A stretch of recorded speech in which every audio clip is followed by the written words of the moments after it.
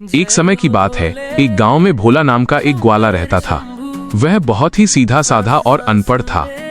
उसे न तो कोई मंत्र याद थे और न ही पूजा पाठ की विधि पता थी, लेकिन उसके मन में भगवान शिव शंभू के लिए अटूट विश्वास था। भोला हर रोज अपनी गायों को चराने के लिए जंगल जाता था। वहां पहाड़ की चोटी पर एक पुराना शिवलिंग था। भोला रोज अपनी सबसे अच्छी गाय का ताजा दूध निकालता और शिवलिंग पर चढ़ाते हुए बड़े प्यार से कहता, ओ भोले बाबा, मैं तो अनपढ़ हूँ, मुझे मंत्र तंत्र नहीं आते।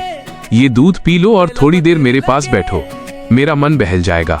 वो घंटों वहां बैठकर शिवजी से ऐसे बातें करता जैसे कोई अपने सबसे पक्के दोस्त से करता है।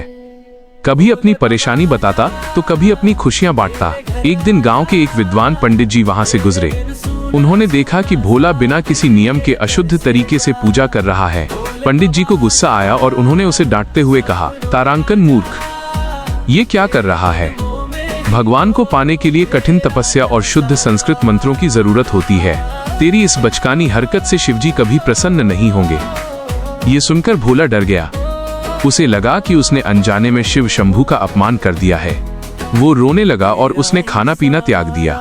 उसी रात भगवान शिव पंडित जी के सपने में आए और गंभीर स्वर में बोले, हे पंडित, तुमने मेरे सबसे प्रिय भक्त को क्यों दुखी किया?